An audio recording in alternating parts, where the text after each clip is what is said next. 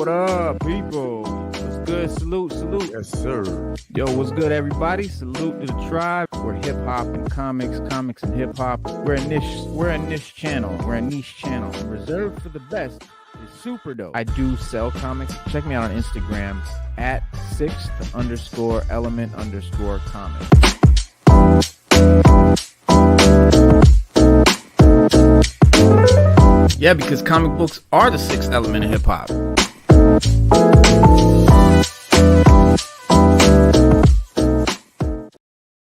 What up, y'all? Sixth element of hip hop. I am your host, Reno Noir, and this is my co-host right here, Stu Dog. Stu Dog, what's going down?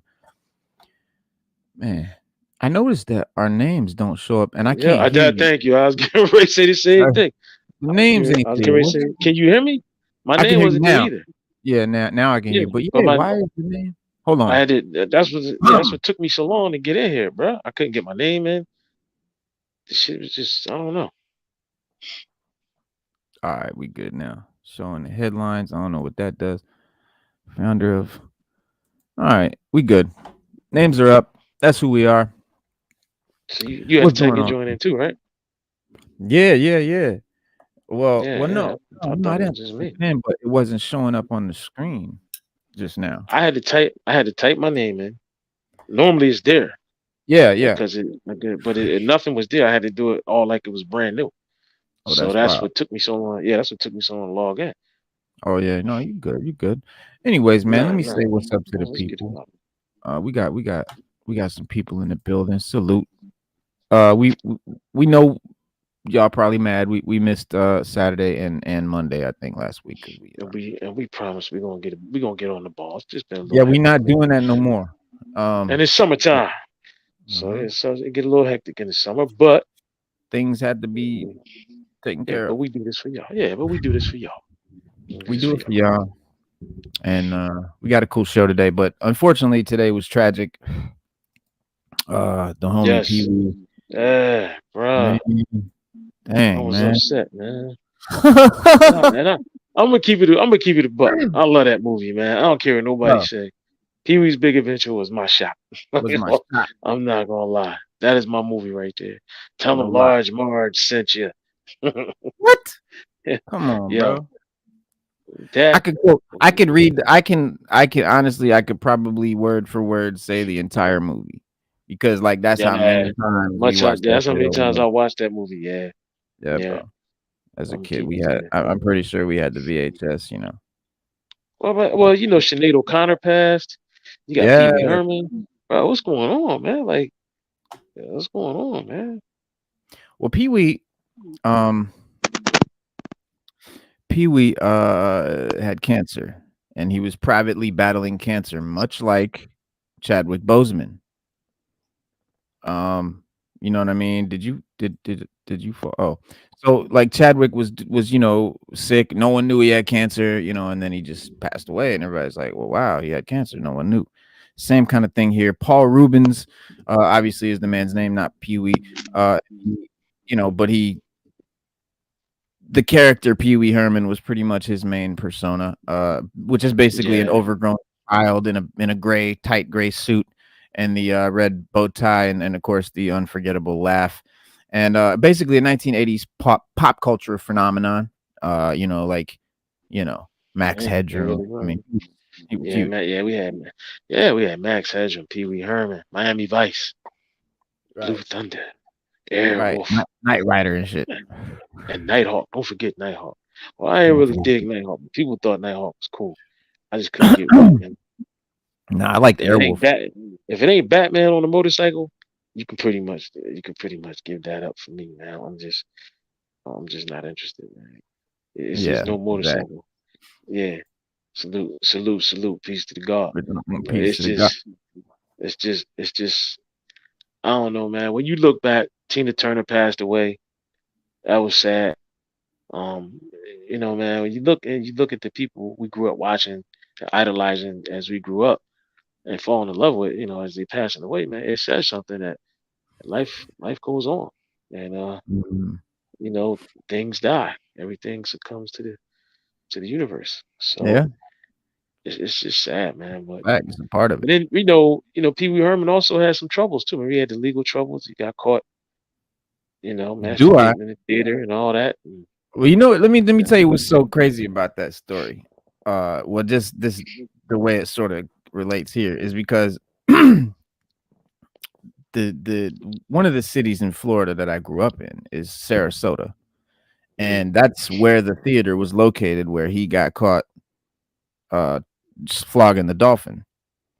And like we drove by that little theater all the time. It was a little white brick square cube of a building, very nondescript, very discreet, a little white sign out front, not it doesn't really advertise what it is, but kind of everyone knows that's the porn theater.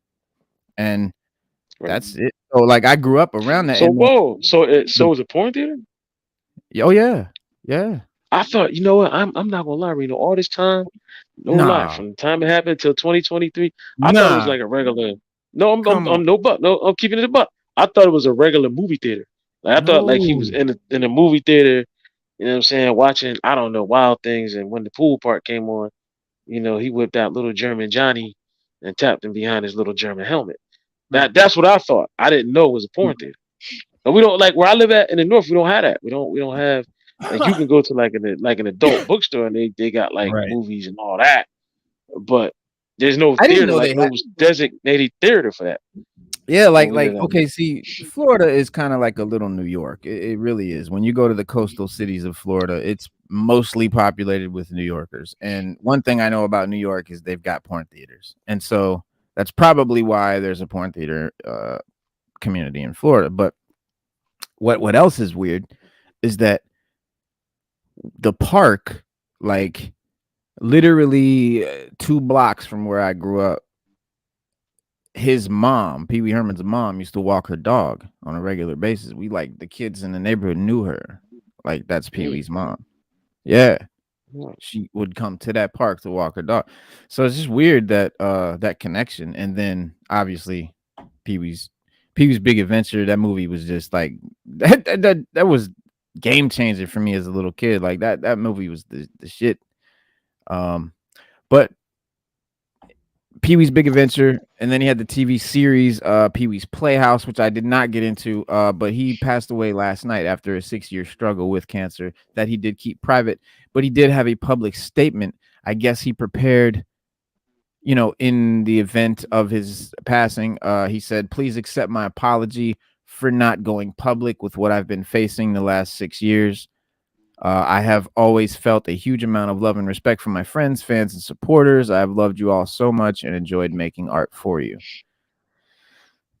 70 years old, created for the stage, Pee Wee with his white chunky loafers and red bow tie would become a cultural constant in both adult and children's entertainment for much of the 1980s through the, though an indecent exposure arrest in 1991 would send the character into entertainment exile for decades. And the staccato giggle that punctuated every sentence, catchphrases like "I know you are, but what am I?" and the tabletop dance, and when he did the tequila song in the biker bar is Oh just yeah, yeah.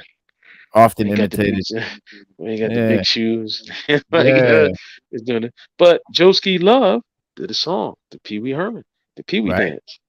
Yep. That's an actual real dance we can do on a dance floor. Yeah. There you go. And yeah, Rubens created Pee Wee when he was part of the Los Angeles improv group in the Groundlings in the late 1970s. I just want to quick mention what also is weird, not weird, but the Groundlings is a famous Los Angeles improv group that's been around since, I don't know how long, but I mean this was him in the 70s, but my cousin I think both my cousins actually are part of the Groundlings. One of them plays in the band. You know how there's a like on Jay Leno or whatever talk show, there's always a band, a house band or whatever. He plays the drums in the house band for the Groundlings, and I know my other cousin acts, is an actress in the Groundlings. So, but the live Pee Wee Herman show debuted at Los Angeles Theater in 1981. So I didn't know the history of it, but is it me or like didn't it feel like there was a history? Like when Pee Wee came out, it kind of felt like people already knew who he was, or like it was already something known. Yeah, Like, yeah, it did. It you did know feel what like I that. mean? Yeah, like it was something. Slade was good, peace, peace, peace. But yeah, it did. Had that weird vibe, and I guess because it had been around. So, 1981, it was a success both with kids during matinees and adults at the midnight show. And the show closely resembled the format of the Saturday morning TV Pee Wee's Playhouse show that would follow years later, with Herman living in a wild and wacky home with a series of stock character visitors, including one Captain Carl, played by the late Saturday Night Live Phil Hartman. Another cat was on there was Morpheus. He played the cowboy. Larry. Oh yeah, Larry Fishburne. Yeah, he was on there. Larry Fishburne was he Yeah, played the cowboy in the yeah, pink in the pink outfit. But that's yeah, it true. was Yeah. yeah. There's a lot of people who came on the show, man.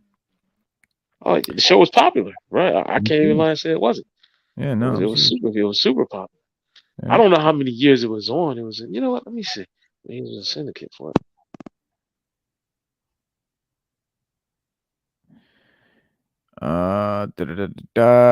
He did take.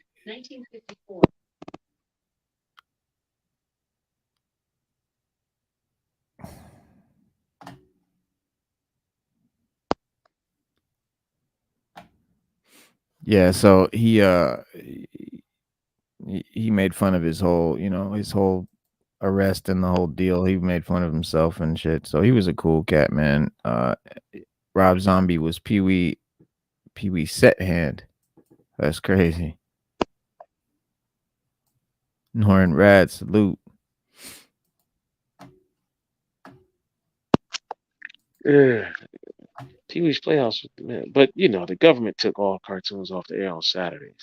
I'm still pissed about that. What's going on with that Saturday morning cartoon? Come on, man. That There was a believe it or not, and I need all of y'all to pay attention to this one. Certain congressmen in Congress at the time in the late '90s put a motion on the floor to put more quote unquote educational programs on TV. right, And they didn't know what slot to put it in. And they came up with Saturday morning because they figured, because you got a bunch of old people, remember, they all old. They figured we home on Saturday mornings, we want to get up and we want to watch educational program. You should put it on right. Sundays and left Saturday morning cartoons where they were. That's So right. throughout the United States, they passed it. The FCC said okay. So that's why we don't get Saturday morning cartoons because it's not allowed. I'm not gonna say illegal. It's just not allowed on Saturday mornings anymore. Frowned upon. It can come on Saturday afternoon. It can come on Saturday night, but it can't be Saturday mornings. Now, most kids are Right, home on Saturday mornings. They're gone in the afternoon. They either went out right. with their parents, they're out playing with their friends, they're doing something. Playing Xbox now. But the first thing you did in the morning was get up, get a bowl of cereal, Yeah, watch some cartoons, and mandatory, start your day. And you can mandatory. thank Congress. You can thank Congress for that. Once I found that out, I've hated Congress ever since. Ever since, man, because bro, we used to get up and watch Dungeons and Dragons. What else? Man, I can't Pole even. position. I can go down the Bro, line. Pole I'm position. Pac-Man. Dungeons and Dragons. Wacky Racers. Um, you got Batman. The Batman Power. All the Hanna-Barbera cartoons. Hanna Barbera. Um, you got Spider-Man and His Amazing Friends. The Hulk. Not that trash that came out in No. the '90s with the Hulk. I'm talking about the Hulk, the one that came on after Spider-Man and His Amazing Friends. Uh, you had Dungeons and Yeah, Dragons. yeah. You had Super Friends. They came on Saturdays. Space Ghost, Space Ghost Coast to Coast. Scooby Doo always had a show on Saturday Hmm. mornings. You had the 13 Ghosts of Scooby Doo. Mighty Scooby Doo, Mouse. where are you? Mighty Mouse, Danger Uh, Cat and Minute Mouse, the yeah. Mighty Heroes, Schoolhouse Rock. I mean, I can go on, and I own a lot Bro, of those cartoons. Transformers Mask was my shit. They came. Um, That was during the week. that's during the Transformers, 80s. Mask, GI Joe. That was all during Mhm. the week. And the last cartoon to come on every day was Scooby Doo. Where are you? That was the last Yeah, one to come on. yeah. Saturday Yeah, mornings. Saturday morning cartoon. But Pee Wee's Playhouse was something that came on Saturday. Captain Noah came on, and it was one of those shows where Yeah, Mr. T was on there, Curious George. We had all Mr. kind of T had a cartoon, yeah, and Jim. that's crazy because I forgot Mr. T had a cartoon. You know, he also had cancer for a while. That's why he dropped off Bro, the spotlight. Ducktales was on Saturday morning. In the late, like almost I think in the night, like 90, That's the 90s. 91. That was the 90s. Yeah, that didn't come on in Yeah, the 80s. That was the 90s. early shit Yeah, was like Fat Albert and the Cosby Kid. the kids. Fucking Yeah, yeah. Late shit was like Bobby's World. Like that was way later, but yeah. Mask was definitely on. Voltron Mass was was on. on during the week. Voltron was on during the week. Nah, Silverhawks Voltron was during the on. week. Voltron was definitely on Saturday, bro. Not where I was at. Not where I lived at. Yeah, Voltron that was only came on. Voltron came on Monday through Friday. I used to catch that yeah. joint I every day at mean, 4 o'clock. it'd be syndicated different in different regions and shit. But yeah, go. What fucking Beetlejuice was early 90s Beetlejuice shit. was Late, another one. Yeah, yeah. Beetlejuice. Garfield, Ewoks, droids, Garfield, yeah, yeah. and droids. They just put droids on Disney Plus. I watched all of them joints. Speaking of droids, oh, Darkwing Duck was the shit. Um, but droids, there's a new comic coming out. We're gonna get into this in a second because I want to talk about. We got to talk about. I know, right? We got to talk about the mutants. I want to talk about Star Wars. There's a lot of shit going on. Um, Smartest woman in the world. The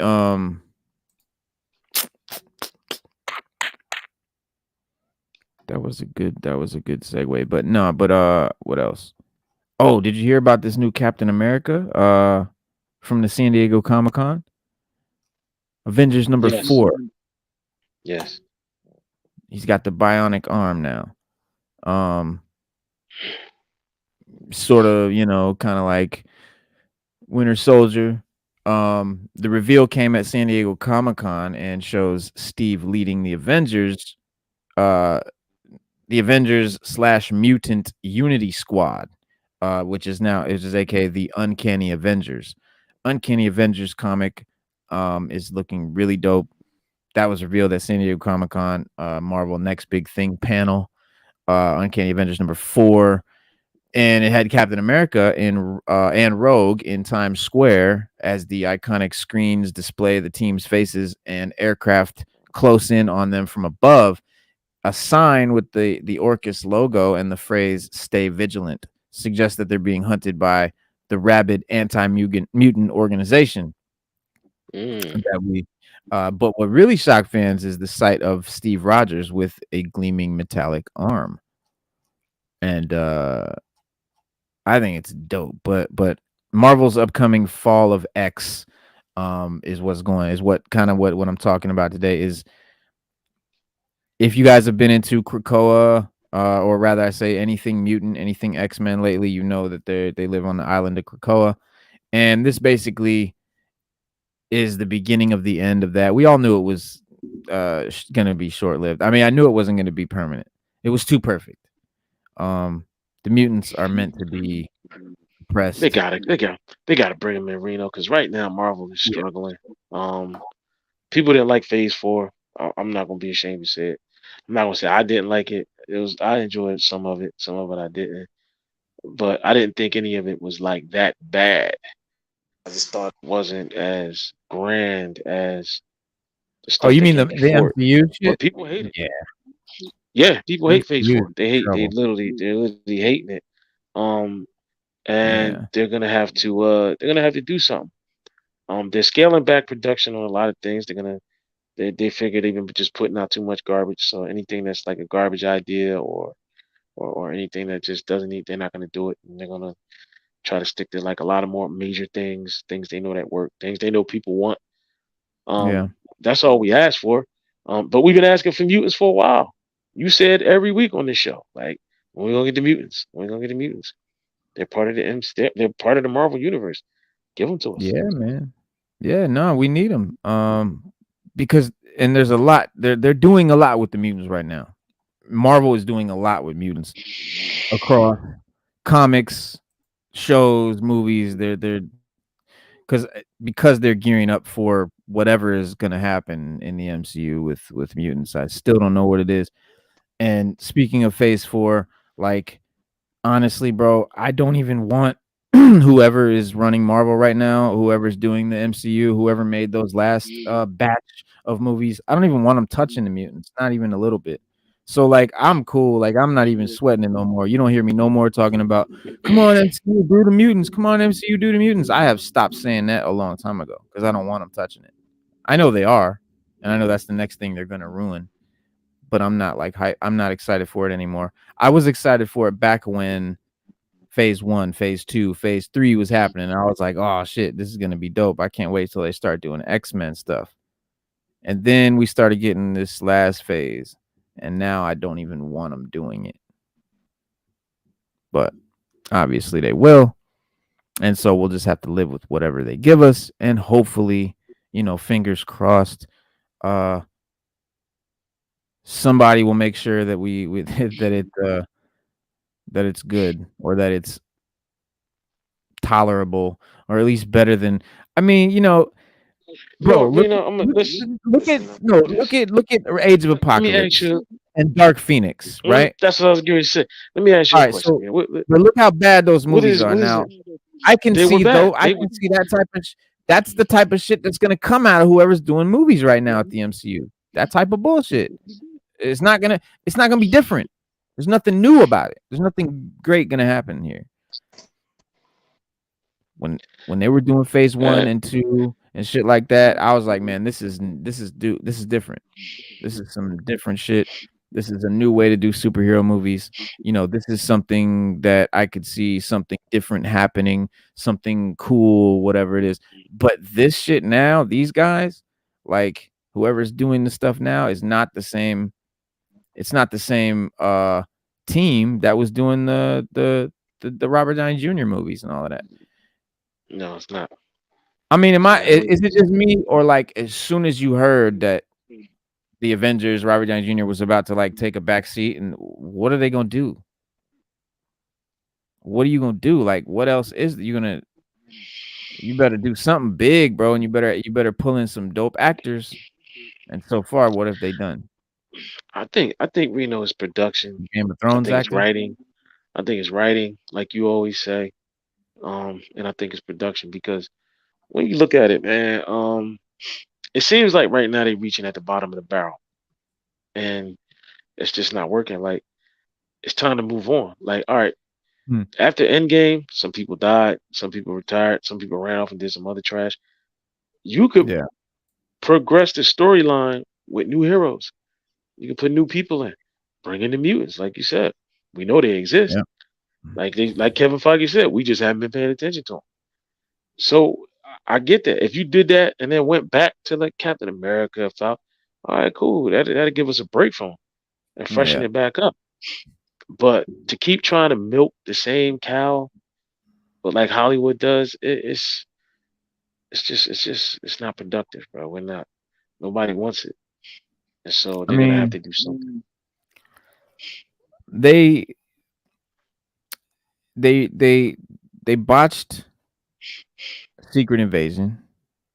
Like Secret Invasion was about to be the Andor of Marvel. Like I was totally like I was like, oh, this is great. This is writing. We're getting some written, like some well written stuff here, and just like what? There was Um, no action. There was no action. You not got to about think. that. I'm talking about the debacle of the finale. The Oh yeah, debacle of yeah, the finale. The way that bullshit went down. yeah. Oddly enough, it's a series centered around shape-shifting aliens, but it could have been the most human entry in a long time. And Secret Invasion missed a great deal of potential, especially when you're talking about Secret Invasion story in the comics. Like, and it became overwhelmingly evident in the final episode because I was on the fence, but this A series that set itself up to be about trusting no one and suspecting a Skrull at every corner. I thought it was going to be that kind of thing. It turned out to be less about an invasion of imposters, which is what it should have been, but rather a story about the betrayal that Gravik feels toward Nick Fury for his failure to deliver on the promise of providing them a new home or whatever, whatever, some whiny.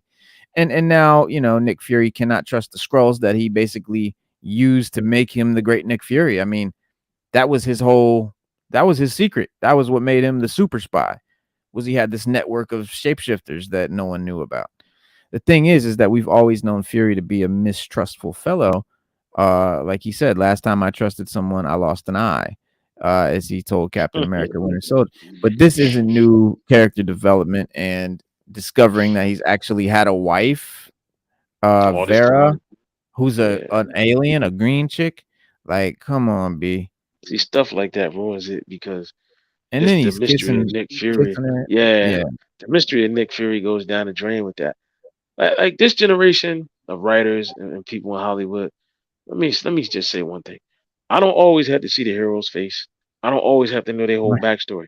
Sometimes the right. mystery is the thing that drives us to want to see it and know it. Like I don't like I was watching Spider-Man the other day. The Amazing Spider-Man. And the part where he was in the street and they cuffed him, they shot him and pulled his mask off. Yeah, And then instead of him jumping away, which he had a chance to do, he turns around and shows Gwen's dad his face. Like that was gonna make a big difference. Should have right. just put the mask on and kept moving, my man. Spider-Man would do anything to protect his identity. He was anal about that. Spider-Man Yeah. has a lot of enemies, and people want to kill Spider-Man, and that is the triple truth. They want to kill, like some bad people. But Mhm. when you break it down, Marvel they started doing stuff like that. Like the heroes are being there, they take the mask, the helmets off. I mean, Stan Lee said it best when Tobey Maguire wanted to be on screen 90% of the time. Look, they're not here to see you. They want to see Spider-Man. The movie says Spider-Man, not Peter Parker. Not Tobey Maguire's Peter Parker or anything like that. It says Spider-Man. Right. And they dropped the ball on that with the writing. Secret Invasion to me was not a spy thriller like they said it was going to be. Nick Fury should have. We No. should have seen Nick Fury like he is in the comics, man. Like Nick Fury is dope in the comics, bro. Hell He's a yeah. good hand-to-hand combatant. He's smart. He's tactical. Bro, like things go his way a lot because he's just so smart. And they never even showed any of that, man. He was down most of the time, and against the eight ball, that didn't make any sense to me with the whole thing.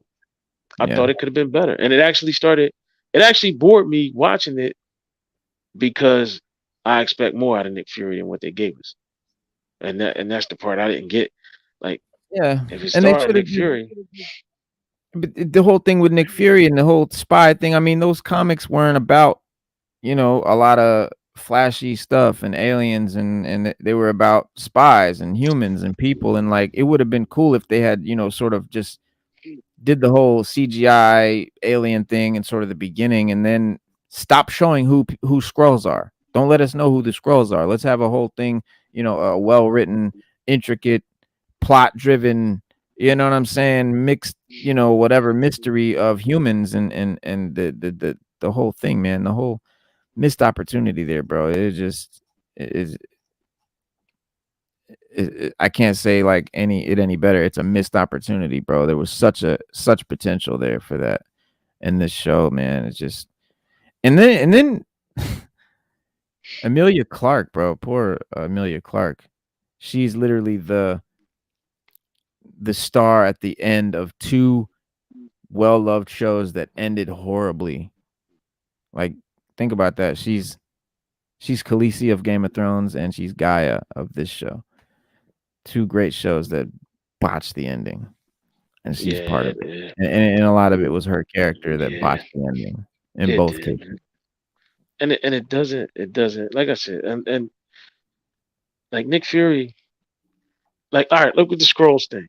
Nick is too much of a skilled strategist and special operations operator to have something go just so array like the scrolls did. Like When the dude told him it was 1 million of them there, he would have known that. Like in the comics, Nick Fury would have known that. He would have been like, "Oh, I know." Mhm. He'd be like, "But I've always," but he would have had a plan to keep him at bay, so that everything they did would have never happened. And it was like it's just they didn't play towards Nick Fury's strengths, and then he just looks old. But in the comics, he has a long he took the Infinity Formula, so he has longevity. It's a lot that I expect, and if you're doing Nick Fury and he's African American, that's from the Ultimate Universe, so that means he's even doper. Right.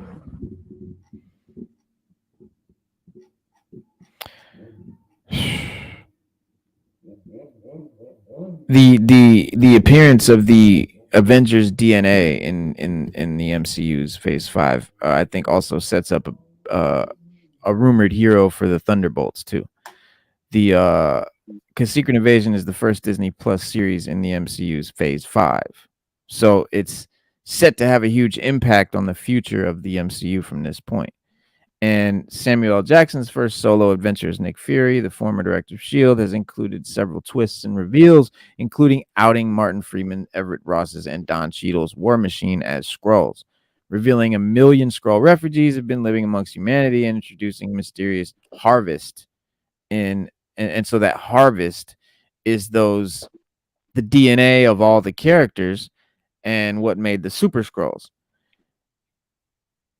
The events of Secret Invasion are supposed to like inform storylines, and that's what they said, that the MCU shows would inform storylines in the upcoming movies, the MCU projects. Most notably, the Marvels will act as a direct continuation of the Secret Wars show. And then Cheadle's Rhodes will return to MCU in the Armor Wars movie. So that's directly going Secret Wars, Marvels, Armor Wars. And it now seems the connection between Secret Invasion and I said Secret Wars, Secret Invasion and the Thunderbolts movie has also probably been established.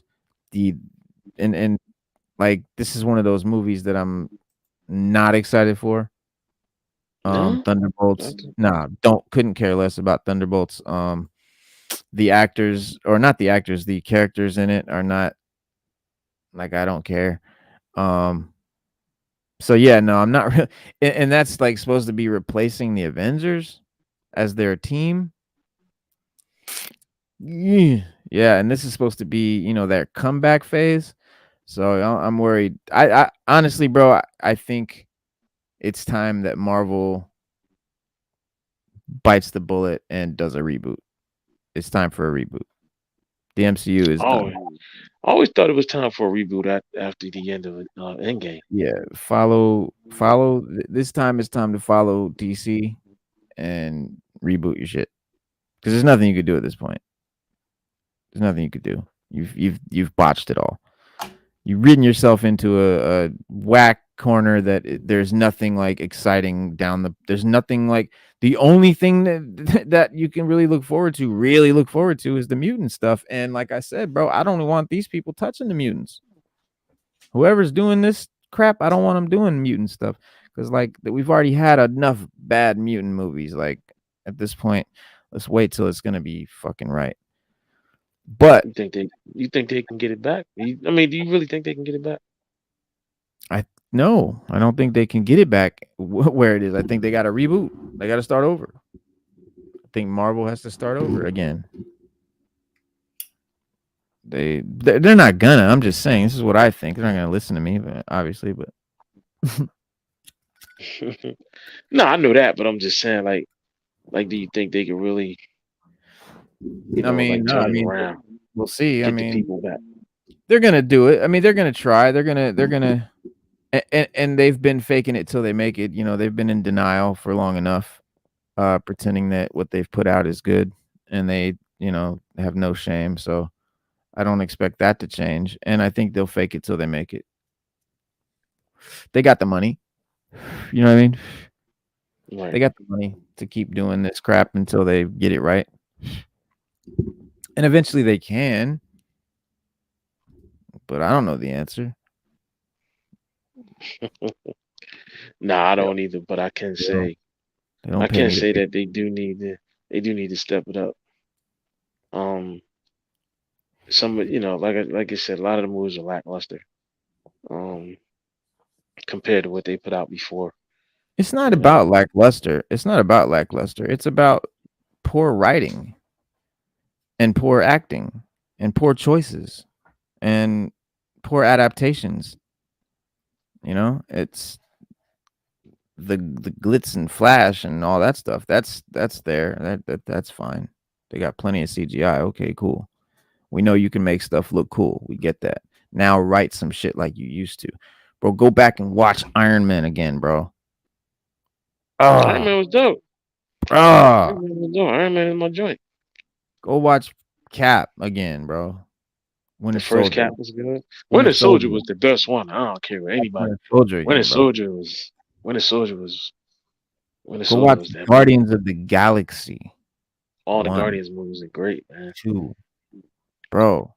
And tell me that that's the same vibe, that those are the same. It's not the same people, man. There's someone it's not, you can't tell me that the same people made those same movies, bro. You can't. So, and it's not just that Robert Downey Jr. is not there. I mean, that's not real. You could have picked, there's any number of great actors that they could get to do these movies.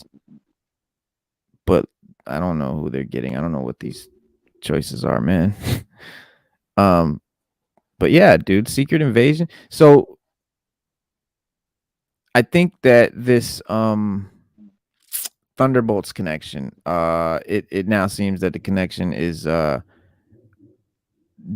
cast of Phase 5's Thunderbolts consists of several anti-heroes, right, and reformed villains. So it's kind of like their Suicide Squad, brought together by Julia Dreyfus's Valentina, who is basically what's her name?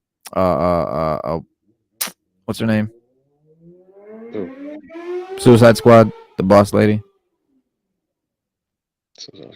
oh, Amanda Waller. Amanda Waller. So she's the Amanda Waller of this. That's what it is. She's the director of CIA. And so the origin story of one heavily rumored but unconfirmed Thunderbolts character may have also been teased during the season, the episode 5 Secret Invasion episode. The Harvest, right, saw the major advancements made in the Skrulls rebellion and their, plan for domination. They were becoming super Skrulls. Throughout the series, you had Gravik make a bunch of attempts to start World War III, and basically hoping to claim the Earth as the Skrulls' new home, and it's stupid. But he has been thwarted by Fury at every turn. So in Harvest, however, Gravik put his own people at risk, revealing his Russian base of New Skrullos and to the president in hopes that the United States will fire missiles on Russian soil. Stupid again. It's just lazy. And so the forces that Fury to cooperate with Gravik's demands for fear of innocent Skrulls and humans being killed, which leads up to the debut of the eponymous Harvest. The Harvest is revealed to be a collection of DNA samples from the Avengers, which also the Guardians of the Galaxy, because one of them is definitely Groot, collected by the Skrull operatives, following the Battle of Earth in the Avengers Endgame. So Fury notes that almost every Avenger spilled blood during the Battle of Earth, meaning that there could be a plethora of abilities contained in the Harvest. Could be any number of people, and which Gravik intends to use for his Super Skrull program, enhancing the Skrulls with the powers and all that shit. So Fury and Olivia Colman's Sonya Falsworth collect the Harvest from Fury's foe grave in Finland. Although it's a risk to give the Avengers DNA to Gravik, Fury doesn't, won't let the innocent souls in New Skrullos be killed, is kind of his justification. So, but the appearance of the Harvest is a major revelation for the MCU, and perhaps perfectly sets up one rumored character in the Thunderbolts, the Sentry, and Robert Reynolds, aka the Sentry, which has been rumored to be appearing in Thunderbolts. for several months. Uh, with speculation only growing as time goes on, but it remains unclear how he would be integrated into the story when so many other characters are already being featured. Um, but one Reddit user may have provided the answer. However, as they pose that Valentina and the Thunderbolts benefactor could use the Avengers' collected DNA to create the Century, would be kind of and the theory states that Valentina could use the harvest or a similar concept to bioengineer the Century with all the Avengers' powers. And because in Marvel Comics, Century was introduced as a regular man, but Robert Reynolds, who wakes up one day remembering his experiences as a superhero, all of which he'd forgotten. The Century's powers were the product of a super soldier serum intended to be 1,000 times stronger than what Captain America had, which would give him the power of 1,000,000 exploding suns, right? Mm. Which made him practically omnipotent. Sentry is like a god. He's one of the most powerful, superhero characters. And if his origin story is adapted to the MCU, um, to be the product of the harvest, he would certainly still have an incredibly impressive power set. It wouldn't be the same exact story because the MCU never uses the exact same story from the comics, but Secret Invasion never explained who exactly his DNA was in the harvest. But Fury did confirm Carol Danvers, aka Captain Marvel's DNA, makes up a portion of the solution. Other heroes certainly that you know got hurt or got cut or whatever, spilled blood during Endgame. You have Iron Man, Thor, Captain America, Hulk, Spider-Man, Black Panther, potentially Doctor Strange, obviously the Guardians of the Galaxy. And the combination of all these characters' abilities being used to create the Century in MCU's Thunderbolts would potentially form the franchise's strongest hero to this point with an incomprehensible amount of power, which could be a really dope concept and I think it would save the Thunderbolts movie. Um, that would make that would make me interested. Like then I'd be into it. If Century was going to be in Thunderbolts, then I would be into it. Okay. But just another what you call it. Yes. Yes, the Void. That's why that's what I'm talking about. So that they go into the Void and all that. Like Century could be a dope. Um, yeah, and they definitely like the mental illness angle. Yeah, but they do it Yeah, wrong every time. They get it wrong every every time. I every just hate the fact that they do. You know, they just. I think what they do is they take it a little too far. Like they instead of just you know what I mean, like keeping it where it's at, they try to take it so far, man. They go a little far with it, man. It just messes it up, man. yeah. So Well, I mean, Steven, in February 2023, The Walking Dead and Invincible's Steven Yeun was cast in Thunderbolts in an undisclosed role, and a lot of people suspected could be the Sentry. And this would be an unexpected choice, of casting for the MCU's Sentry. But his talent is definitely undeniable, and his potential, for the new origin story would give him a very exciting storyline to play with. Although Marvel Studios hasn't actually confirmed that the Sentry is going to be in this movie, guys. I'm just saying, this is just like, if they do anything right, it's nothing but a rumor. But the character is thought to be the adversary to the Thunderbolts. Um, kind of like how Adam Warlock was for the Guardians in Guardians 3. Same sort of deal. And since Valentina was revealed to be the director of the CIA in Black Panther Wakanda Forever, and Harrison Ford is set to have a role in Thunderbolts as well as the President Thaddeus Ross, and taking over for the late William Hurt. And it makes sense that the Thunderbolts would be a government funded team. Um, and after world-changing events like Secret Invasion, it's likely that the United States government will lose faith in the Avengers. And as one has already been outed as a Skrull, and so they would seek to create their own team, their own heroes, their own guys that they could control and have oversight. And this plays perfectly into the idea of using the Avengers DNA to create Sentry, effectively the world's most powerful superhero. And it's possible that Sentry could be created to lead the Thunderbolts, though when something goes wrong, the team will band together to take him down, something like that. Being imbued with the powers of the likes of Captain America, Captain Marvel, Hulk would give the MCU version of the Sentry similar abilities to his Marvel his comics counterpart, and it would make him a powerful adversary to the Thunderbolts, but could set up a huge future for like the Void and other dope stories, that us geeks and comic nerds would just like cream to see, but would probably never get. Right. But yeah, It's just sad that it just goes the way it's going. But we do got some hope on the horizon. I don't know how many people are excited about the Marvels, but Loki looks good. Loki looks good. Marvels looks good. Mm. And The after Marvels, that, we don't get. Think we get anything after that. After Loki, because Marvels is what, next month? It's August, right? Or it's September. yeah, yeah, yeah. And then Loki is October. Loki's October, and I think Mm-hmm. we don't get anything until the new year from Marvel. And with Yeah. all the writing strikes and everything going on, that pushed a lot of movies back.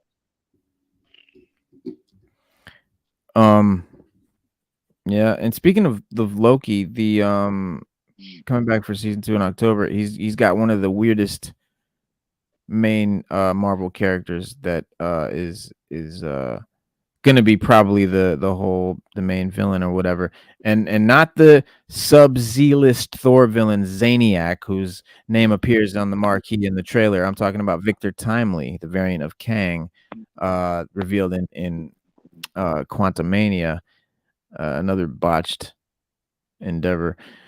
And the whole thing with Kang, bro, like that, like this whole thing was based around Kang, and then they're not even, I don't know what the deal is, but we knew that Kang would be a concern for Loki's second season after Loki and his variant Sylvie confronted He Who Remains in the season 1 finale. And by killing He Who Remains, remember, he told her, like, if you kill me, Sylvie not only allowed the multiverse to grow unchecked, but leading to this next set of MCU movies being dubbed the Multiverse Saga.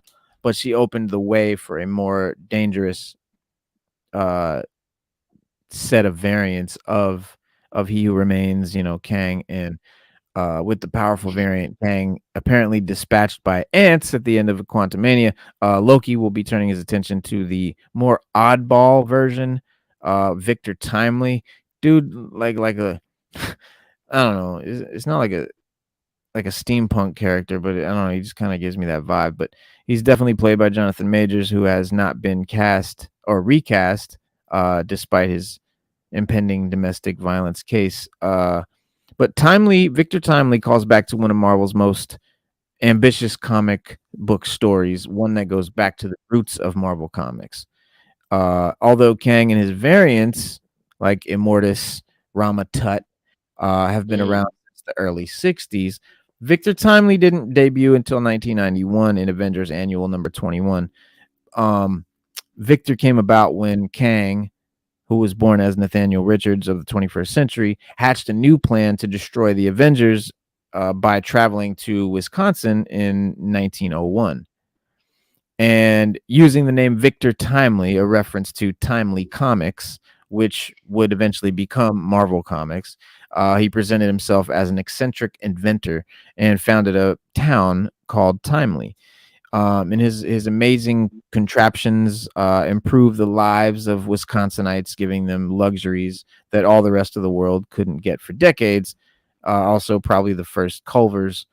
And of course, Victor's goals weren't selfless. Instead, his position amongst the great inventors of the 20th century, gave him access to other geniuses of the time, like Dr. Phineas Horton. And then Victor consulted Horton as he built the android whose skin caught fire when it was exposed to oxygen. And the android became the Human Torch, right? One of the Mm. first superheroes in Marvel Comics. This is like going way back to before Human Torch was a Fantastic Four character. He was an android, uh, and that was how. So then he was fighting alongside Captain America back in the day, Namor back in World War II.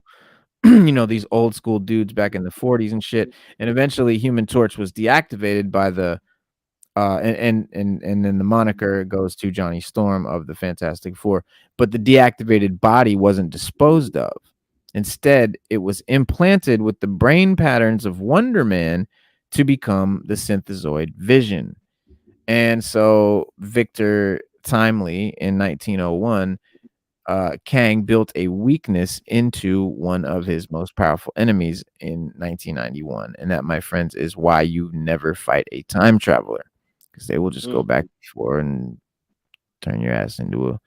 But so, as MCU fans know, Vision obviously has a very different history than his comic book counterpart and is currently out of commission anyway. But all of the variants of He Who Remains have reason to fear Loki and Sylvie, who may be Victor Timely's target. And whatever his plan might be, the mere existence of this Victor Timely and Zaniac, not to be confused with Brainiac, in the MCU demonstrates that Loki is going to be even more weird this season than season 1 was. Definitely indulging in all the oddities of the Marvel universe. You remember how they showed the frog Thor and all of that weird stuff, and they're kind of like Yeah. doubling down on that. Yeah, alligator Loki. Right. Which people Right. love, by the way. Oh yeah. Yeah, people love that shit.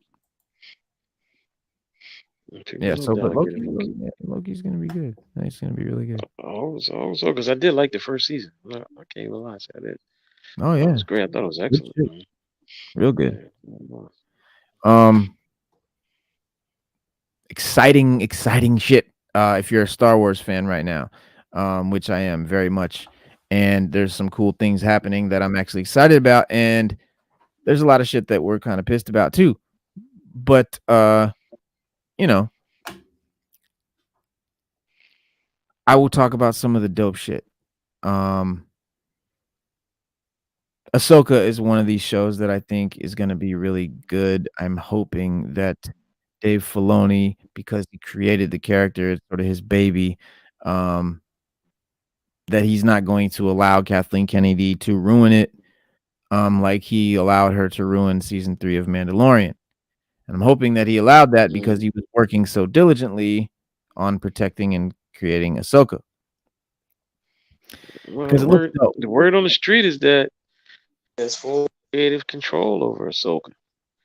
Yeah. And that Kathleen Kennedy has no, and this is coming from the top. And this is on the grapevine, but coming from the top.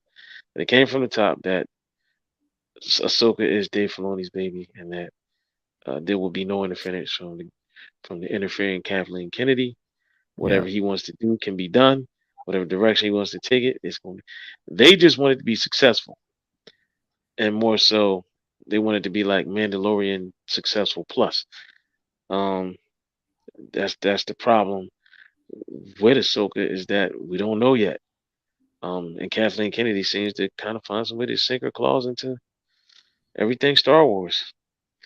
But I don't think she should have a problem with this one, because to me it seems like it's full of women, so she shouldn't have a problem with it. And I think that's what she wants most of the time. Yeah, and so some of the stuff that Star Wars like super nerds and stuff like are really geeked about, that is all the Legends novel or even the comic stuff that they're talking about that is gonna come into this stuff. The Ricotta for one thing. And if you don't know about the Knights of the Old Republic games, or the what books are they? Well, they're in the comics. Dawn of the Jedi. Um, the there was the conquering species known as the Rakata, and they are the ones that sort of create not. They're definitely corrupted completely by the dark side, but they use the Force and they use the dark side exclusively, and they are they predate the Sith.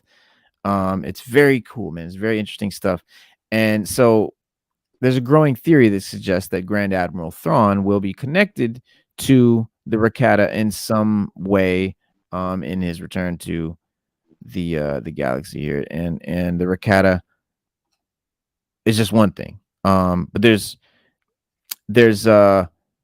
so following his defeat, right, Grand Admiral Thrawn, and his disappearance into the unknown regions at the end of Rebels. That's the last time we see Thrawn.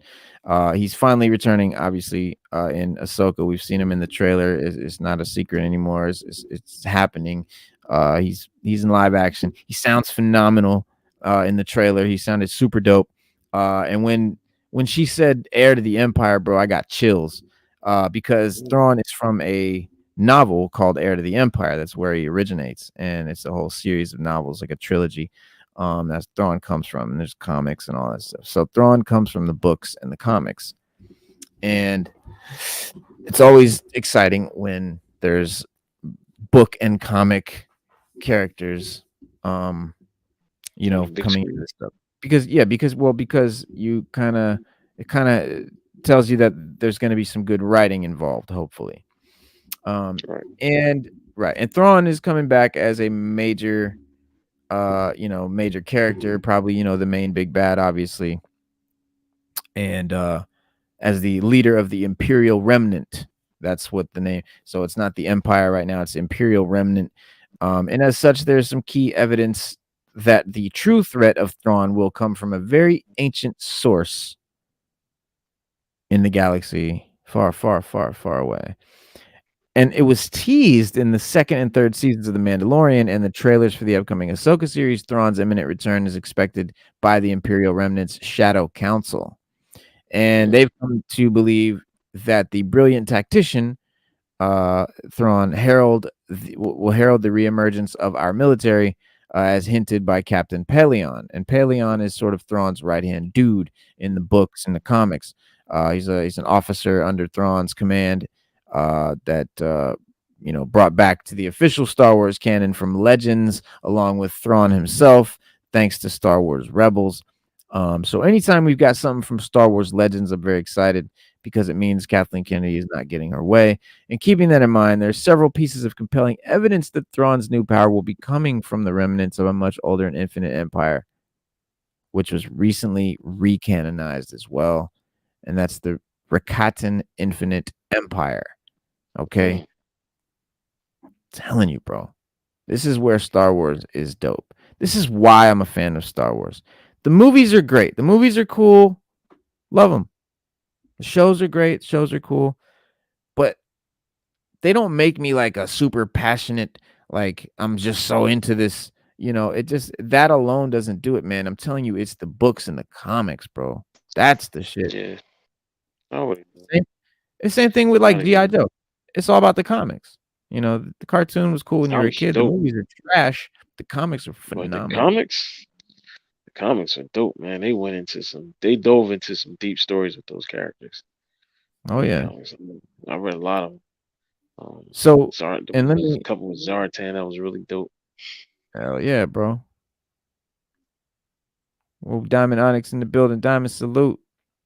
Diamond Onyx, what's up? But yeah, so the Rakatan Empire. All right, this is ancient. This is ancient shit. 30,000 years before Luke Skywalker. All right, ancient shit. Better known as the Infinite Empire. All right, the conquering species known as the Rakata are first introduced in the Knights of the Old Republic games, and they have this ancient empire that once dominated the majority of the galaxy. And the Rakata were also known as the Builders. All right, and having created a major super weapon technologies and stuff, way before the Death Star, huge, massive, and also just technologies that would grant them the ability to manipulate and enslave an entire species, including Force users, and having been corrupted by the dark side of the Force themselves. And they were also believed to have been the first species who developed hyperspace travel and the precursors to the more traditional lightsaber that we know of. So imagine that. This is the species that creates the ability to jump to hyperspace, right? To basically for them to travel around and do shit. They also create the first version of a lightsaber that you can only power with the dark side. There's no like energy crystal. You power it with the dark side. It's very interesting. It's in the comics and it's in the games. The Rakatan Empire grew to become the dominant power in the galaxy, spanning over 500 different worlds and countless generations and generations. But their reliance on Force users proved to be their undoing. There was a massive plague that decimated their population while also severing their connection to the Force. And so basically a surge of desperate civil wars resulted in the Infinite Empire destroying itself. And the surviving Rakata fled back to their homeworld, Lihan, in the unknown regions before fading from the galactic history altogether. But legends, Wizards of the Coast, the unknown regions confirmed there were isolated remnants of the Infinite Empire that still remained in the unknown regions. So remarkably, the Infinite Empire was recently brought back into the canon thanks to one of the most exciting references in Lucasfilms, Andor. Andor definitely was instrumental in bringing Knights of the Old Republic lore and just really dope legends canon and shit. You have Luthen Rael, who, the early rebellion leader, gave Cassian Andor a piece of the Sky Kyber that he said celebrated the uprising against the Rakatan invaders. And as such, this implies that the Rakata's history is in the official canon is similar to legends with their slaves rising up once the Rakata lost the bulk of their power in the galaxy. And it's a major addition to the canon after much of the expanded universe's material, such as Coder, became legends following Disney's purchase of Lucasfilm in 2012 when all that stuff became uncanonized. And thanks to their recanonization in the Andor show, new possibilities have opened up regarding the Rakata and their future in the Star Wars galaxy and all kinds of other cool legend shit. And this includes having potential connection with Grand Admiral Thrawn during his time away in the unknown regions. And it's possible that the Rakata's homeworld of Leon may become like a refuge for Thrawn, also providing him with an ancient power that he'll bring to the galaxy with his, return to in the Ahsoka show. And likewise, the trailers and new concept art for Ahsoka have been teased with a potential link between Thrawn and the remnants of the Empire as well.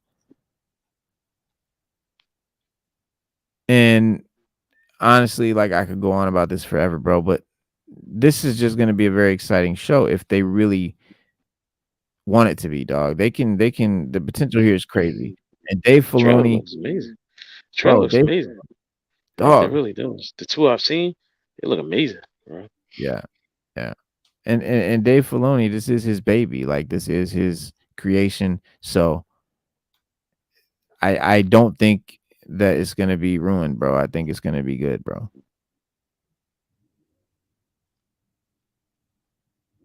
But if Thrawn comes back with Rakatan technology, it's gonna be dope.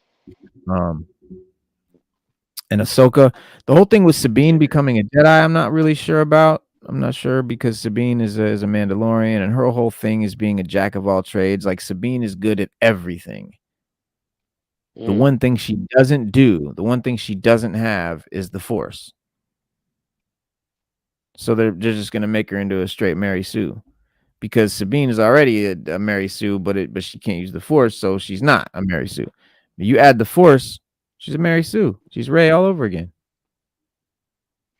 And people kind of hate Ray. I don't I'm. know. This is Ray Stevens' last performance. I don't know what you watching, Stu, but it ain't. It ain't. No, I said people hate Ray. People just hate Ray, man. Oh, They oh, just you hate said. her. They hate Ray. People just hate those last three Star Wars movies, bro. They hate the characters. They just don't like them, man. And it's You just know. it's just Yeah. getting I don't know, man. Ahsoka looks good so Yeah. far. The trailers look good. I hope it's as good as the trailers look, because I'm like you. I'm excited to watch it, man. I just hope it's good, man. I just hope it's good. Yeah. And I can't. And Andor The was. I'm still blown away by Andor, though. I'm Ahsoka is still linked blown to away. Knights of the Old Republic, bro, and Andor is the way that they're linking. Andor did a major uh favor to us by bringing Knights of the Old Republic into canon. Because definitely Ahsoka is No, okay. definitely linked to Coder. When I say Coder, guys, I'm talking Knights of the Old Republic, the greatest Star Wars video game of all time, and possibly my favorite video game of all time. Somehow Palpatine returned was the quote that was heard around the Star Wars world. Palpatine's return, along with a massive fleet of starships that he just like rose out of the desert, was fucking just dope. But a lot of moviegoers did not like it. A lot of people, it Yeah. didn't sit well. They didn't get it. And couple that with the rise and fall of Snoke, who was retarded, is just a terrible character. Many of us were left with many fans just like scratching our head, like, what is this? And the plot holes and other inconsistencies that just plagued the sequel trilogy and raised the ire of a passionate fan base at the same time. But in comes the holy Filoni, hallowed be thy name, and his trusty favorite Favreau.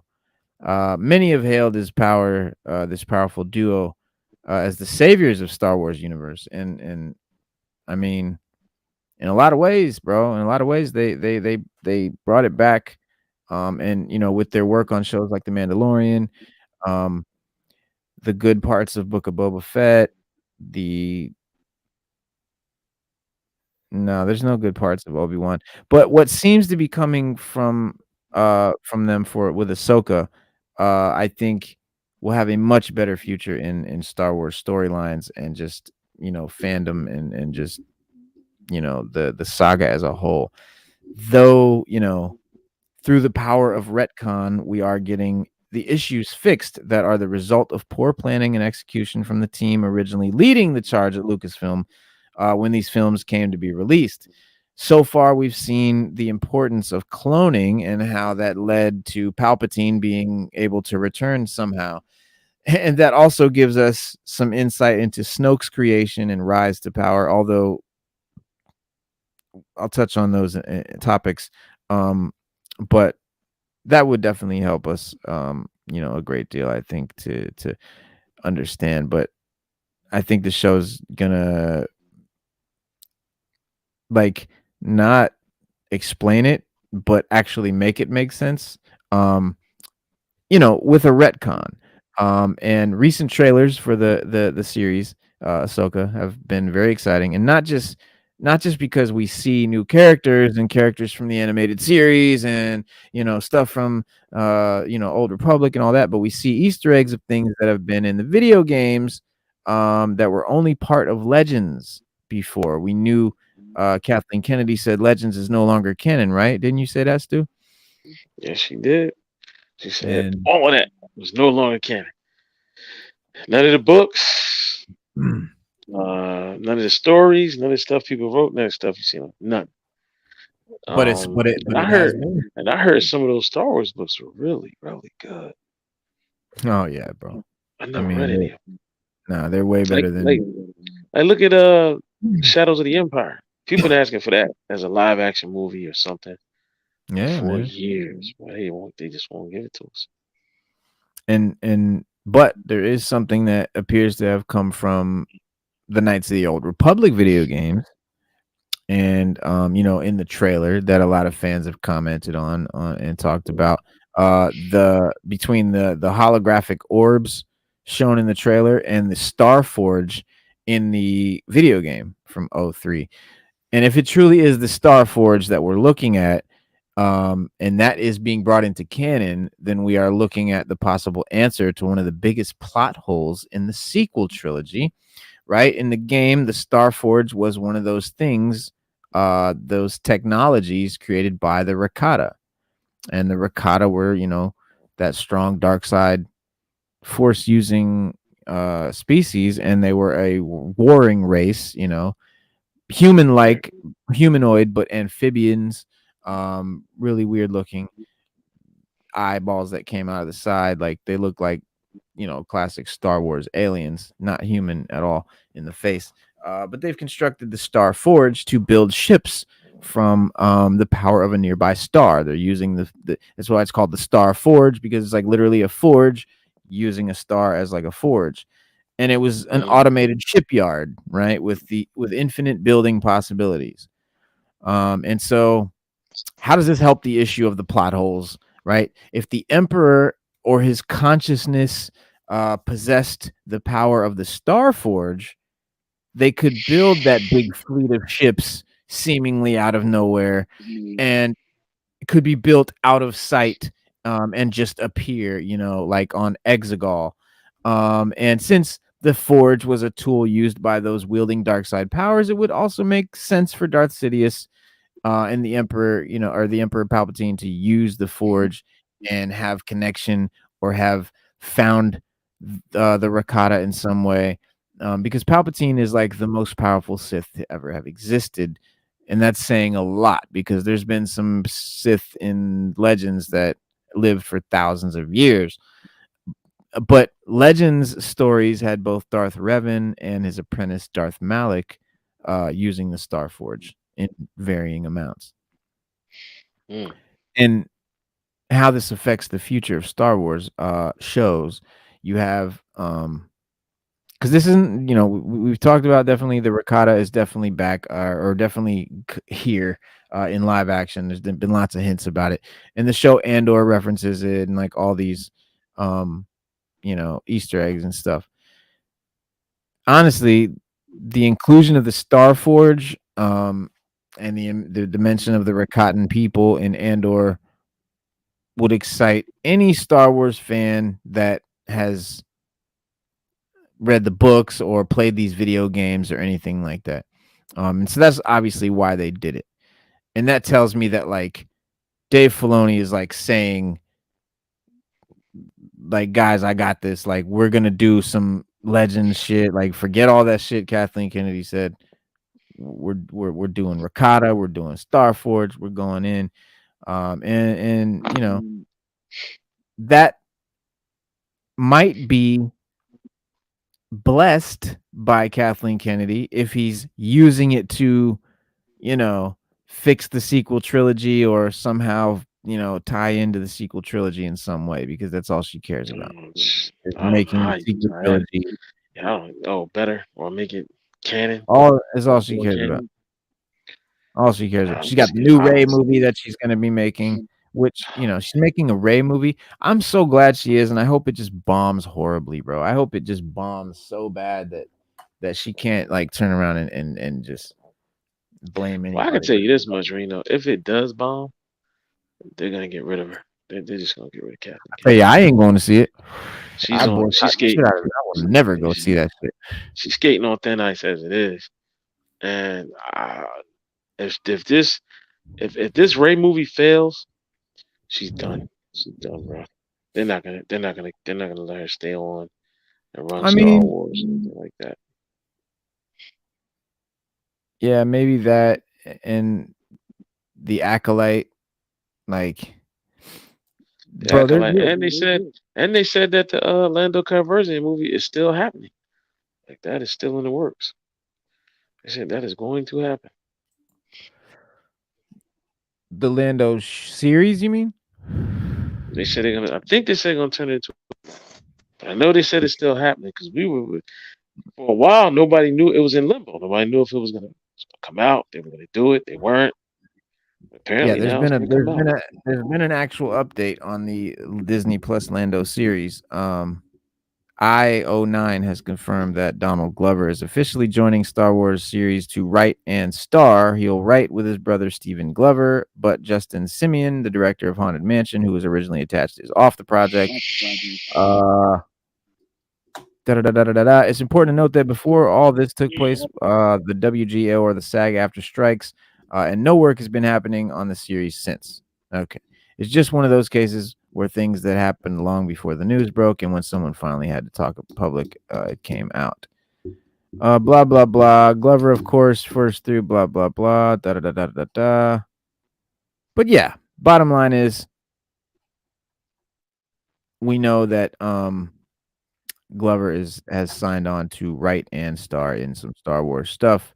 So of course it's going to be the Lando show.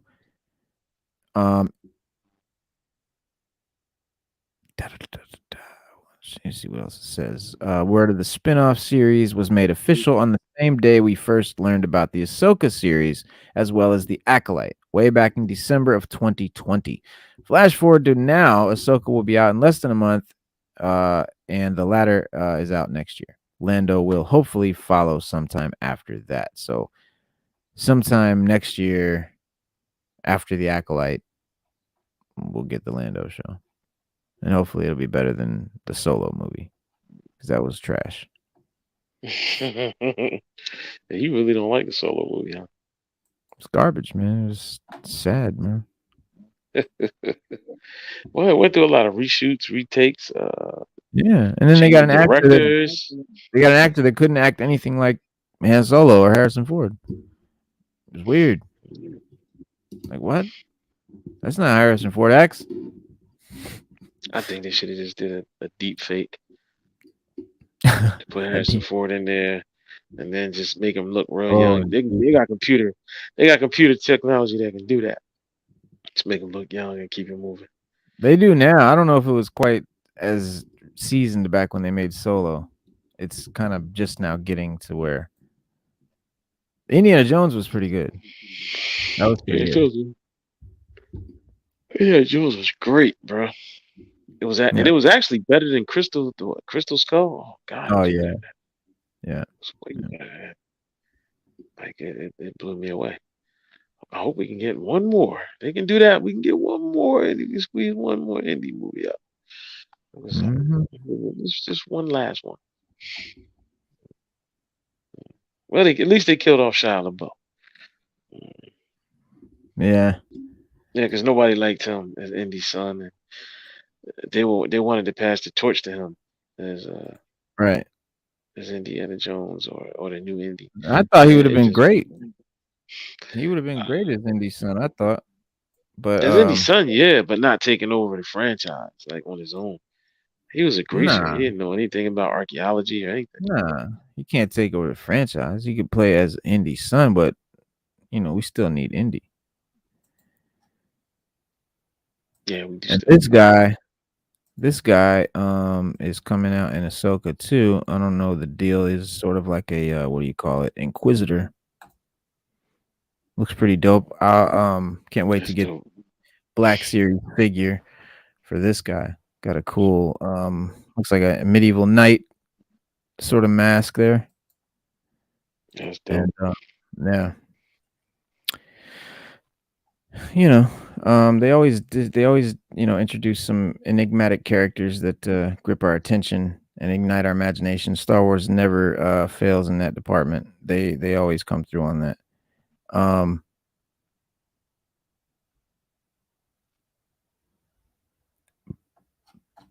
Let's see. We got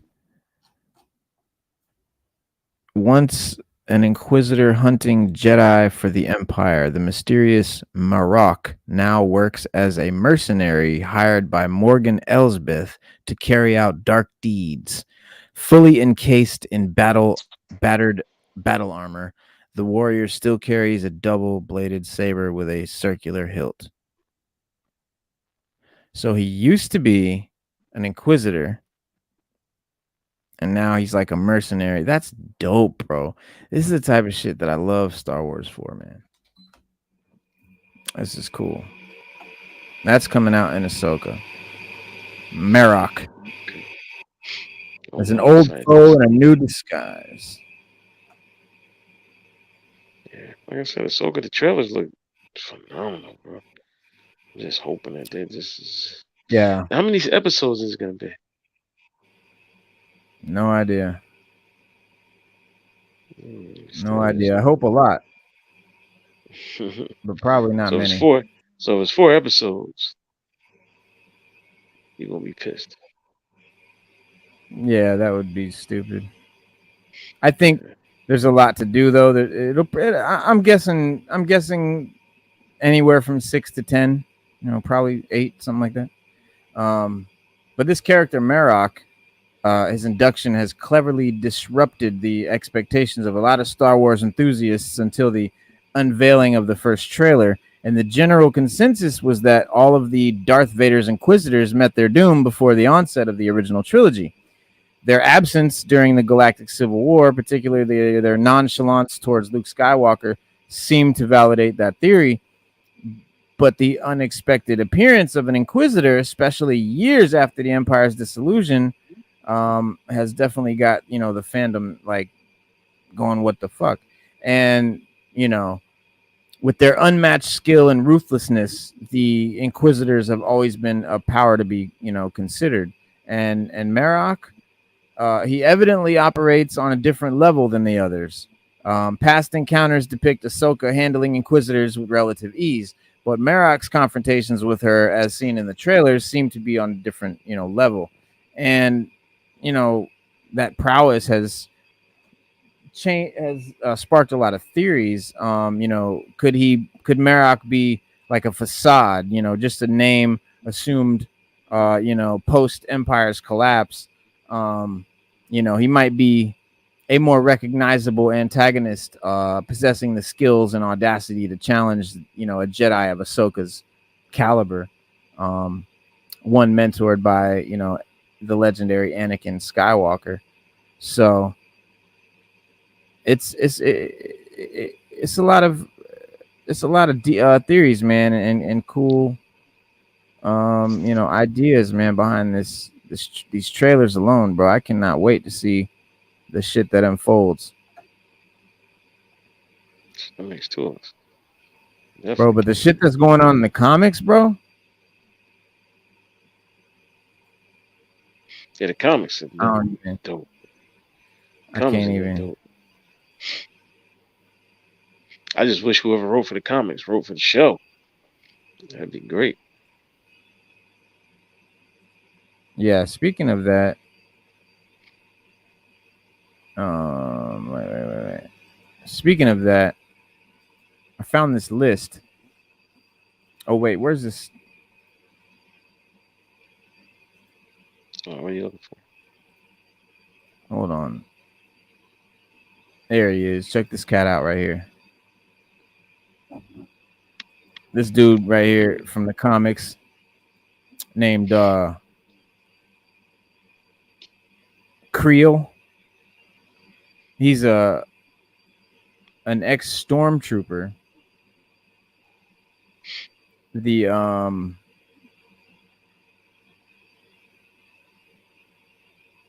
commander of the Scar Squadron, Sergeant Creel. The most unexpected addition to this pantheon of characters. Agent 5241 was first mentioned in Star Wars in 2015 in Star Wars number 9, as just a sort of an agent of the Jedi relic hoarding Hut, Gracchus. But readers came to know him as Sergeant Creel, leader of the infamous Scar Squadron. And his running conflict with the rebels soon defined him as a standout villain in Star Wars comics, and certainly a candidate for on-screen appearance, like his fellow comic book inductee, the Wookiee bounty hunter known as Black Chrysanthemum. So remember, we did get Black Chrysanthemum in live action, so I am definitely hoping we get Sergeant Creel sometime soon. Oh, That so he dude is looked dope, dope. bro. He's He looked dope. super dope. Yeah, he be whooping ass. See, he looked like he be getting down. Oh, I definitely want Hell to see yeah, that. bro.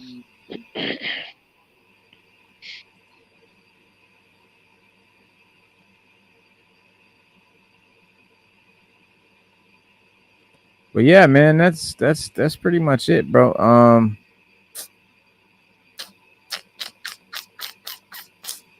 Yeah, I think we pretty much covered it all.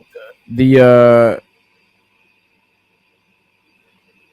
the MCU is sort of with the X-Men, with the mutants, they might be getting a new name for their MCU reboot following little teases on Disney Plus. The rumors and official comments from Marvel Studios following Disney's Fox acquisition.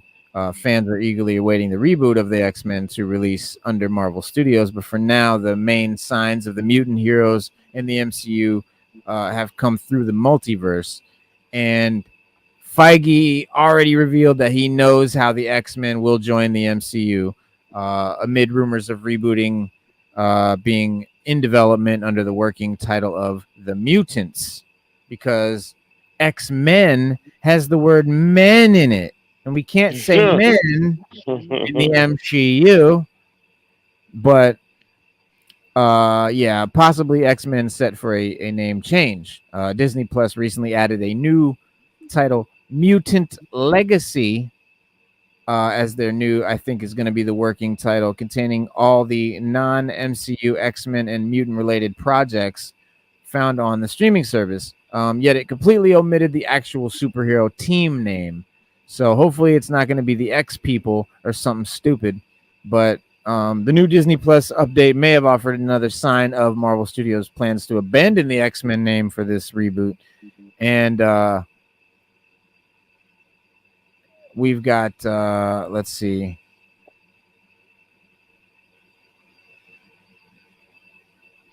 Oh, A Reno. lot of fucking. It's one thing we didn't talk about, but we're gonna talk about it after this. Yeah.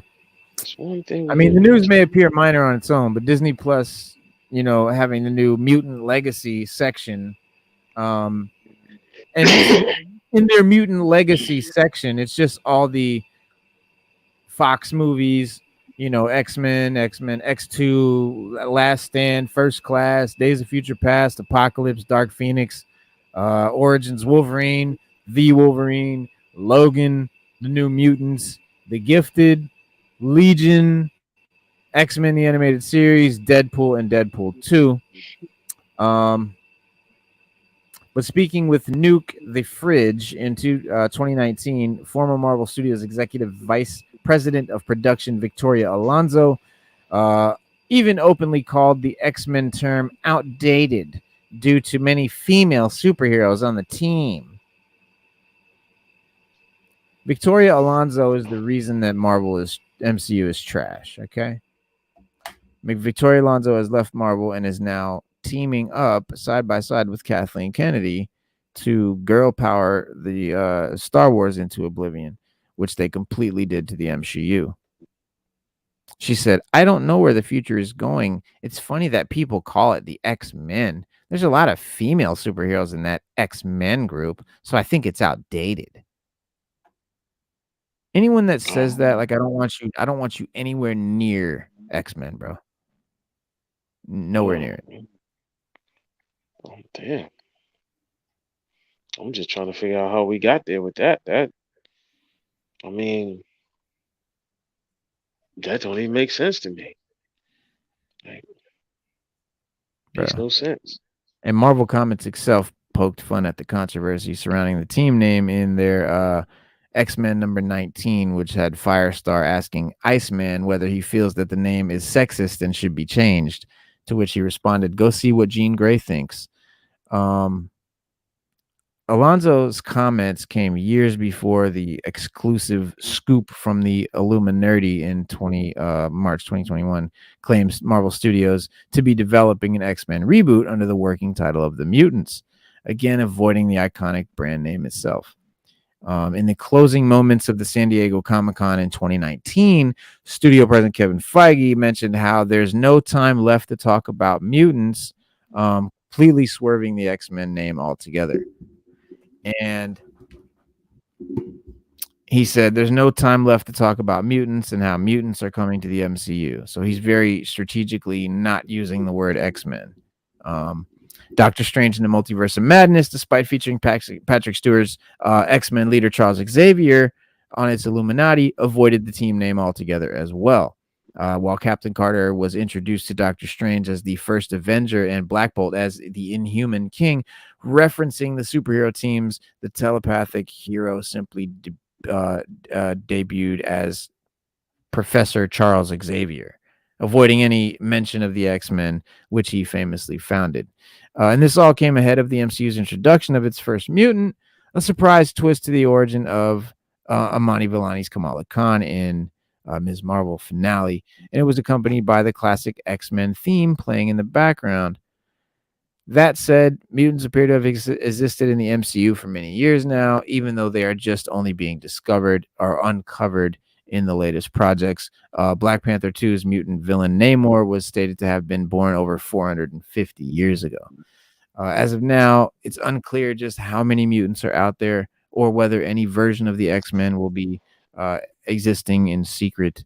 But She-Hulk did appear to tease the existence of Wolverine through a news site reading "Man fights with metal claws in bar brawl," which sounds exactly like the Logan that we know and love from the comics. So, but yeah, it's the stuff like this that I'm talking about. Like the reason I really don't, care to see them do any X-Men stuff. Victoria Alonso calling it the name outdated. Like, come on, bro. Yeah, that doesn't make any sense. Relax, bro. Come on, bro. You gonna I mean, like when you say outdated, like, all right, so should we name it the X-Men? You had to bring it up no, to date. I mean, no, like that's no. My point is who cares? Like, no, like listen. Some people in this world now have gender euphoria. I mean, when you say there's the word man is in woman, so we got to change the word woman because it got yeah, man at the end. I mean, come on, like exactly. just let it go. Like let it go. It is what it is. Nobody cares about the name, the title. They just care about the characters and good stories. That's it. I mean, Victoria Alonso is not. I mean, are you kidding me, bro? You think you're gonna take away the X-Men name and people are gonna be cool with that? You really think Marvel? You really think Marvel fans are gonna be down with that? Like, it's gonna piss people off. Why would you do something like that? It's what I don't understand, man. I just don't get it. It's like they're doing all this stuff for people that don't care about comics anyway. Yeah, that's These true. people don't I care believe about that. Star Wars. No, Who are you doing I this can go for? with that. Yeah, I can go with that. Whatever. Is what it is. But Yeah. I digress. What time is it? Well, we got one more thing to touch on, and that's Invincible. Did you watch the? Did you watch any of the new episodes yet?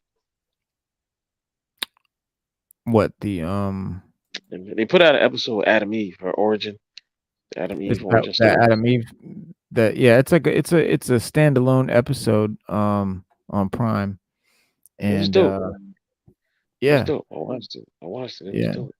yeah, I was yeah, it was I good. was thoroughly entertained. I was Right. entertained. It was good. Yeah. That was good. It So, really gave you insight into because when you watched the first season, you always wonder why she acts the way that she does towards her parents. But now you yeah, find out they're not really her parents. right, Um, and it right. just it answered a lot of questions about her, which means she'll Yeah. probably play a bigger role in season two than she did in season one. Yeah, she was born as a government weapon manipulated at birth to have supernatural the superpower to manipulate objects at the molecular, level. So she's like a molecule man in a way. And she Or grew up with the Firestorm. Wilkins family after the scientists who created her saved her from fate, right? And a teaser released for the episode shows her discovering her powers at a young age, choosing to use them to be a superhero. But her powers make her, I think, pretty formidable. I mean, she's no Invincible, but she's pretty dope. That she is. The whole and it kind of shows us how season 2 is going to be drastically different from the first. This is the vibe, like the way it's animated is going to be a little different too. It's going to be better. It's going to be better. But yeah, it's a rather unique, I think, animated show for a number of reasons. Very violent, obviously. It's got a script that doesn't feel plucky and lighthearted. It features, hour-long episodes, which is always great, and a monumental task for any animated studio to tackle. I mean, that's a lot, bro. Animated shit takes a long time, so an hour-long show is a lot. And something to know up front is that there will be some episodes to wait on, as the season has been split into 2 parts. So we're just going to get like the first half of season 2, 4 episodes this year, and then 4 sometime next year, unless the writer's strike pushes it out even farther. Yeah, writer's strike. Yeah, it may even go farther than that. So.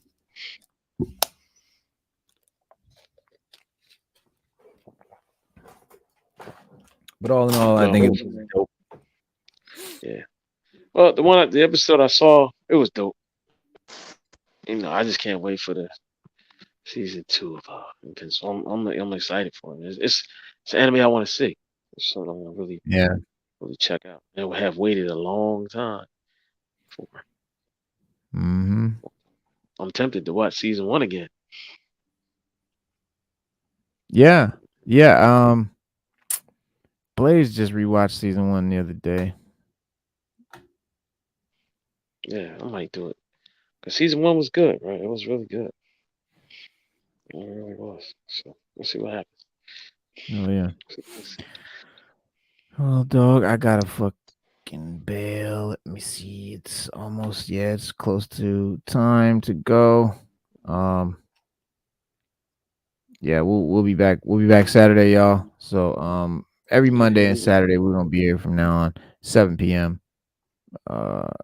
Live for y'all. Yeah. But yeah, man. Have a good week, guys, and you know where we be, 7 p.m. Monday, Saturday. Peace.